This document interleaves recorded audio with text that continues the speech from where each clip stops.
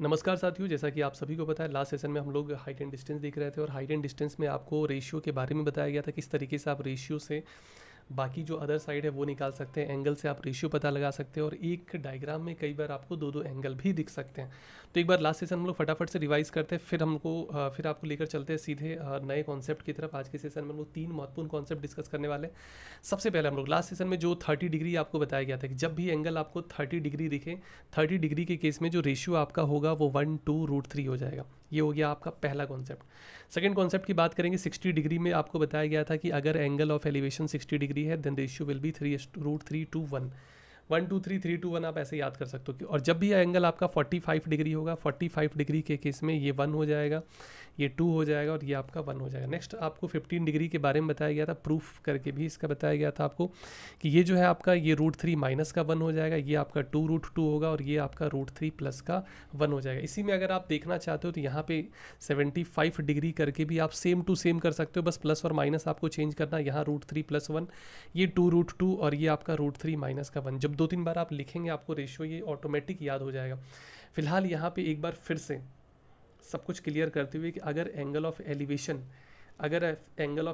अगर आपका 30 डिग्री है तो उस केस में परपेंडिकुलर, हाइपोटेनियस और बेस में जो रेशियो आपको देखने को मिलेगा वो 1 2 और √3 मिलेगा। अगर एंगल आपका 60 डिग्री है देन रेशियो विल बी √3 2 और 1 हो जाएगा। फिर हम लोग देखे थे भाई 45 डिग्री के केस में ये हो जाएगा 1 2 और फिर ये 1 हो जाएगा। देन 15 डिग्री के लिए बताया गया था √3 माइनस 1 और ये था आपका 2√2 और फिर ये था आपका √3 प्लस का 1। नेक्स्ट जो है आपका वो 75 डिग्री, अगर आप यहीं पे लिखना चाहो बस आप इंटरचेंज कर दो परपेंडिकुलर और बेस को, बाकी सब कुछ एज इट इज़ रखना है। ये आपको लास्ट सेशन में बताया गया था। फिर इसके बाद आपको डबल डायग्राम के बारे में भी बताया गया था कि डबल डायग्राम में आपको क्या याद रखना है कि सपोज दैट ये वाला एंगल आपका θ1 है, ठीक है, ये एंगल θ1 है और ये एंगल आपका θ2 है। इसमें भी आपको 4 कॉन्सेप्ट बताया गया था लास्ट सेशन में, θ1 और θ2। लास्ट वीडियो भी आप देख सकते हो, इसमें 4 कॉन्सेप्ट आपको बताया गया था। और यहाँ से आपका वैसे तो जनरली इसमें दो ही साइड आपका इंपॉर्टेंट है, एक तो आपका परपेंडिकुलर जिसको हम लोग क्या करते हैं ए एज्यूम किए थे, और दो बेस अगर आप देखेंगे तो ये B1 है, यहाँ से यहाँ तक इसको B1 एज्यूम किया गया और ये वाला पार्ट जो है ये B2 एज्यूम किया गया, ठीक है। तो यहाँ से हम लोग एक A1 का ले लेते हैं, सॉरी ए, यहाँ से हम लोग B1 ले लेते हैं और ये वाला पार्ट आपका B2 ले लेते हैं, ठीक है। इसमें भी आपको 4 फॉर्मूले बताया गया था, ये एक, ये यहाँ से हम लोग दूसरा देख लेंगे, ये तीसरा पार्ट रहेगा और नीचे आपका फोर्थ पार्ट हो जाएगा। कलर चेंज कर लेते हैं ताकि क्लियर हो जाए। अगर ये एंगल आपका 45 डिग्री है और ये एंगल 30 डिग्री है तो 45 का आपको पता है क्या होता है, 1 to 1, 1 to 1 है तो ये वाला 1 2 और ये 1, ठीक है, 1 to 1 कर दो। और ये बताया गया था √3 माइनस का 1 हो जाएगा। ये कितना हो जाएगा भाई, √3 माइनस का 1 हो जाएगा। नेक्स्ट जो आपको बताया गया था कि 60 डिग्री और ये आपका 30 डिग्री, 60 डिग्री और 30 डिग्री में क्या, 60 डिग्री का क्या होता है, √3 2 1। हम लोग हाइपोटेनियस लिख तो रहे नहीं है तो सिर्फ परपेंडिकुलर और बेस से काम चला, तो √3 2 और 1। ये वाला पार्ट कितना हो जाएगा, 2 यूनिट हो जाएगा। क्लियर है 60 और 30 के केस में। नेक्स्ट आपको बताया गया था 60 और 45 डिग्री, 60 और 45, 60 का रेशियो क्या होता है, फिर से √3 2 और 1 हो जाएगा। क्लियर। और ये वाला जो पार्ट है ये आपका हो जाएगा √3 माइनस का 1। नेक्स्ट और लास्ट रेशियो था आपका डबल में, 30 डिग्री है ये और ये आपका 15 डिग्री है। 30 डिग्री का रेशियो क्या होता है, 1 to √3। 30 डिग्री का रेशियो क्या है, 1 to √3 और ये वाला पार्ट कितना हो जाएगा भाई आपका 2। 2-3 बार जब आप इसको लिखोगे ये आपको ऑटोमेटिक याद हो जाएगा। अब आपको लिए चलते हैं आज के अपने पहले कॉन्सेप्ट की तरफ। ये लास्ट थोड़ा रिवाइज कर दिया गया क्योंकि आप जितना ज़्यादा इसको लिखेंगे, जितना ज़्यादा आप ये देखेंगे आपके लिए उतना ज़्यादा फ़ायदेमंद होने वाला है। क्लियर है। तो हम लोग चलो इसी डायग्राम में हम लोग क्वेश्चन को सॉल्व करते हैं। क्या है कि इसमें एक कंडीशन आपको देखने को मिलेगा। कंडीशन क्या होगा कि अगर मान लो ये एंगल थीटा है तो ये एंगल आपको 2 थीटा देखने को मिलेगा। कहने का मतलब है θ1 की जगह 15, थीटा की जगह 15 डिग्री, ये वाला 30 डिग्री। या फिर मान लो कुछ और अगर आपको दिख जाए कि 15 और 30 ना हो गए 30 और 60 डिग्री अगर आपको दे दिया जाए, उस केस में ये वाला पार्ट जो है ये आपका हाइट है। जब आप क्वेश्चन देखेंगे और अच्छे से आपको कॉन्सेप्ट क्लियर हो जाएगा। ये आपका हाइट ले लिया गया h। क्लियर है। इस वाले पार्ट को हम लोग क्या किए, x एज्यूम कर लिए। जो पहला बेस है ये x ले लिया गया। सेकेंड वाला जो पार्ट अगर आप ये देखेंगे इसको क्या किया गया, y ले लिया गया। पहले हम लोग कॉन्सेप्ट को प्रूफ करते हैं, देखते हैं क्या फॉर्मूला बन रहा है और फिर आप कैसे याद करें। देखो याद करने का फ़ायदा आपको ये मिलेगा, प्री में तो नहीं पर मेंस में यहाँ से आपको फ़ायदा ये मिलेगा कि आप अपना 30 से 40 सेकंड बचा पाएंगे। तो चलते फटाफट से बिना देरी किए हम लोग स्टार्ट करते हैं। अगर हम लोग छोटे वाले ट्रायंगल की बात करें, ठीक है, छोटे वाले ट्रायंगल की अगर हम लोग बात करें तो टेन टू थीटा बराबर क्या होगा, परपेंडिकुलर अपॉन में आपका बेस। क्लियर है, परपेंडिकुलर अपॉन बेस, ये हो गया आपका छोटे वाले ट्रायंगल में। वहीं अगर हम लोग बड़े वाले ट्रायंगल की अगर बात करें तो बड़े वाले ट्रायंगल में अगर आप देखो तो टेन थीटा बराबर हो जाएगा एच अपॉन में एक्स प्लस वाई, मतलब परपेंडिकुलर अपॉन में बेस। क्लियर है यहाँ तक। अब अगर आप यहाँ पे देखो, अगर आप यहाँ पे देखो सब कुछ सही है ना, एक बार चेक कर लेते हैं, H upon X plus Y.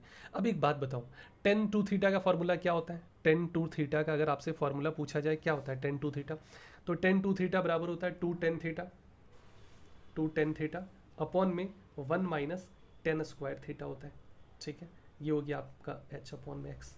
अब टेन थीटा का वैल्यू यहाँ पे रख दो भाई, एच अपॉन में एक्स प्लस वाई, और नीचे में वन अपॉन में स्क्वायर लगा हुआ है तो एच स्क्वायर और एक्स प्लस वाई का स्क्वायर हो जाएगा यहाँ से।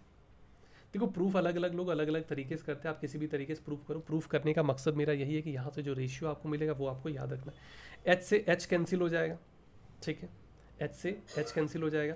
ऊपर में क्या बचा, टू अपॉन में एक्स प्लस वाई। नीचे में जब आप एलसीएम लेंगे तो एक्स प्लस वाई का होल स्क्वायर यहाँ पूरा एज इट इज आ जाएगा, माइनस का एच स्क्वायर आ जाएगा, और नीचे में आपका एक्स प्लस वाई का होल स्क्वायर आ जाएगा। राइट हैंड साइड में वन अपॉन एक्स बचा हुआ है। क्लियर है यहाँ तक। अब यहाँ से हम लोग ऐसा करते हैं, थोड़ा कलर चेंज करते हैं, ये एक्स प्लस वाई से कटेगा, और नीचे का जो एक्स प्लस वाई है वो ऊपर चला जाएगा, तो क्या हो जाएगा टू एक्स प्लस का टू वाई, क्योंकि ऊपर में टू पहले से था।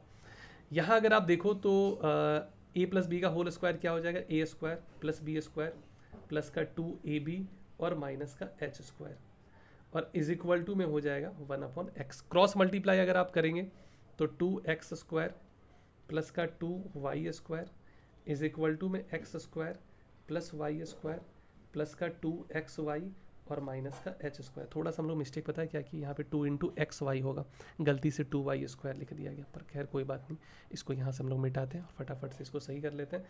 ये टू एक्स वाई हो जाएगा, कितना हो जाएगा टू एक्स वाई, ये टू एक्स वाई इस टू एक्स वाई से कटेगा, एच स्क्वायर को उठा के इधर ले आओ और टू एक्स स्क्वायर इधर चला जाएगा माइनस में, तो वाई स्क्वायर बचेगा और माइनस का एक्स स्क्वायर हो जाएगा जब आप सॉल्व करेंगे। तो फाइनली आपको यहाँ से ये याद रखना है कि H square is equal to जो है वो Y square minus X square होगा। ये बहुत ज़्यादा इंपॉर्टेंट है जो आपको याद रखना, अगर आप नोट्स बना रहे हो हाइट एंड डिस्टेंस का तो ये पार्ट जरूर ऐड कर लेंगे कि एच स्क्वायर जो है वो Y square minus X square के बराबर होगा। जब भी एंगल आपको डबल दिख जाए, एंगल का कोई भी रोल नहीं है, याद रखेंगे, हो सकता है 12 डिग्री 24 डिग्री 13 डिग्री 26 डिग्री कुछ भी दिख जाए, आपको ये डायरेक्ट याद रखना है H square is equal to Y square minus X square. Means में यहाँ से आपको सवाल दिखेंगे, कन्फर्म है। क्लियर है यहाँ तक। अब चलते हम लोग अपने अगले कॉन्सेप्ट की तरफ। अगले कॉन्सेप्ट की तरफ ये तो रहा भाई एंगल अगर डबल रहा, सवाल आपके माइंड में ये भी आ रहा हो सर अगर एंगल मान लो अलग अलग रहे, तो मान लो ये थीटा वन है और ये एंगल थीटा टू है, अभी तो एंगल डबल का कहानी था भाई, बराबर तो हो नहीं सकता है, एंगल ज़्यादा कम होगा। तो थीटा वन और थीटा टू रहा, उस केस में मान लो ये आपका एच है, ये वाला हाइट आपका एच ले लिया गया, और नीचे वाला जो बेस है इसको क्या कर ले, नीचे वाले बेस को, वैसे इसमें जनरली आपका डिस्टेंस पूछा जाता है, मान लो दो ऑब्जेक्ट है तो दो ऑब्जेक्ट के बीच का डिस्टेंस पूछते हैं, ठीक है। तो हम लोग ऐसा करते हैं कि इस वाले पार्ट को x ले लेते हैं, इस वाले पार्ट को x ले लेते हैं, और पूरे वाले जो बड़ा वाला बेस है आपका इसका y ले लिया गया, ठीक है। इस वाले पार्ट को हम लोग आप इसको दो तरीके से डिनोट कर सकते हो, इसको आप लिख सकते हो y माइनस का x, या इसी को हम लोग d एज्यूम कर लेते हैं, ठीक है। अब अगर आपसे पूछे भाई बताओ टेन थीटा क्या होगा, बड़े वाले में ले लेना टेन थीटा वन, तो टेन थीटा बराबर परपेंडिकुलर अपॉन में बेस, ठीक है, यहाँ तक इक्वेशन वन हो गया। छोटे वाले में अगर हम लोग बात करें, छोटे वाले ट्रायंगल में, तो टेन थीटा टू बराबर क्या होगा, परपेंडिकुलर अपॉन बेस। यहाँ से अगर आप देखेंगे तो h बराबर क्या हो जाएगा, या ऐसा करते हैं चलो y यहाँ से हम लोग निकाल लेते हैं, y बराबर अगर आपको यहाँ से निकालना हो तो y बराबर आप क्या लिख सकते हो, y बराबर हो जाएगा आपका h अपॉन में टेन थीटा वन। यहाँ से अगर आप देखो x बराबर, तो ये हो जाएगा आपका h अपॉन में टेन थीटा टू। अभी हम लोग को डी निकालना है कि ऐसे सवाल में आपको हमेशा डी निकालना होगा, ठीक है। तो डी निकालना है मतलब वाई माइनस का एक्स निकालना है। अब वाई माइनस एक्स क्या हो जाएगा, तो H upon tan theta one, यहाँ से हो जाएगा भाई H upon tan theta to, ठीक है। वाई माइनस एक्स को ही आप डी लिख सकते हो, एच कॉमन निकाल दो, one upon tan theta one, one upon tan theta क्या होता है पता है, cot theta, one upon tan theta too है, ये भी आपका कॉट थीटा में कन्वर्ट हो जाएगा। तो यहाँ से ये फॉर्मूला बना कि जब भी डी निकालना हो, दो ऑब्जेक्ट के बीच का डिस्टेंस निकालना हो, अलग अलग एंगल आपको दिया जाए, उस केस में एच को मल्टीप्लाई करेंगे कॉट थीटा वन और कॉट थीटा टू से, क्लियर है, और फिर दोनों को माइनस कर देंगे, एच कॉमन निकाल लिया गया, क्लियर है। ये बहुत ज़्यादा इंपॉर्टेंट है जो आपको याद रखना है, ठीक है, ये बहुत ही ज़्यादा इंपॉर्टेंट है, बहुत ज़्यादा। अब एक अपने को चाहिए ब्लैंक पेज, या देख लेते हैं कि अगर डायग्राम उसके अकॉर्डिंग रखा गया होगा तो ठीक है, अदरवाइज़ चलो डायग्राम उसके अकॉर्डिंग नहीं है, हम लोग एक फ्रेश पेज अपने पास है यहाँ पे, इसी में ऐड कर देते हैं, ठीक है। देखो अब मान लो ये डायग्राम कुछ इस तरीके से, सेम टू सेम सवाल, ठीक है, सेम टू सेम सवाल, डायग्राम आपको एक तरफ ना देकर अलग अलग डायरेक्शन में कुछ इस तरीके से दिया जाए, ठीक है। फिर से ये हाइट h है, एक आपका टेन थीटा वन ले लिया गया, एक आपका टेन थीटा टू ले लिया गया, एक का बेस x ले लिया गया और दूसरे का बेस y ले लिया गया, ठीक है, इस पॉइंट से। अब देखो यहाँ पे अगर दो ऑब्जेक्ट की बात करेंगे, यहाँ पे अगर दो ऑब्जेक्ट की बात करें, ठीक है, x प्लस वाई की बात करें, मतलब दो ऑब्जेक्ट के बीच का डिस्टेंस की अगर हम लोग बात करें, तो अब देखो टेन थीटा वन अगर यहाँ से आपको निकालना हो, टेन थीटा वन ये हो जाएगा h बाई एक्स, h बराबर हो जाएगा x by ten theta one. यहाँ पे अगर आप देखो टेन थीटा टू, तो टेन थीटा टू हो जाएगा h बाई वाई, h बराबर क्या हो जाएगा भाई, कुछ गड़बड़ कर दिया ना हम लोग जल्दबाजी में थोड़ा सा गड़बड़, पता है क्या किए, थोड़ा सा गड़बड़ हम लोग ये किए हैं, x और h में इंटरचेंज हो गया था, ये x होगा, यहाँ पे h by ten theta one, यहाँ से y बराबर h by ten theta to. इस बार x प्लस वाई जिसको d एज्यूम किया गया, क्लियर है, इसको क्या ले लिए भाई, d ले लिए, x प्लस वाई मतलब कि h upon tan theta one, h upon tan theta to, h यहाँ से कॉमन ले लेंगे, x प्लस वाई को d लिया गया, टेन थीटा वन है, उल्टा अगर है तो इसको आप लिख सकते हो कॉट थीटा वन, उल्टा अगर है तो आप इसी को लिख सकते हो कॉट थीटा टू। तो यहाँ से d बराबर ये प्रूफ हुआ कि h कॉट थीटा वन और कॉट थीटा टू हो जाएगा, क्लियर है। अगर दोनों अलग अलग डायरेक्शन में, देखो एक तरीके से देखा जाए तो दोनों का डायरेक्शन दोनों एक दूसरे का अपोजिट है, और उस लास्ट वाले में अगर आप देखें तो दोनों एक ही तरफ डायरेक्ट, लास्ट वाले में क्या था, कुछ इस तरीके से था, दोनों एंगल एक ही तरफ बन रहा था, ये देखो यहाँ पे दोनों एंगल अलग अलग डायरेक्शन में देख लो, तो उस केस में आपका प्लस हो जाएगा, एक तरफ बनेगा तो माइनस, और दोनों अलग अलग तरफ बना तो ये आपका क्या हो जाएगा, प्लस हो जाएगा, क्लियर है यहाँ तक। तो अभी के लिए फिलहाल इतना ही रखते हैं, एक और पार्ट में हम लोग हाइट एंड डिस्टेंस के कॉन्सेप्ट को क्लियर करेंगे, फिर उसके बाद कुछ क्वेश्चन हम लोग यहाँ से देखेंगे। अभी के लिए फिलहाल थैंक यू।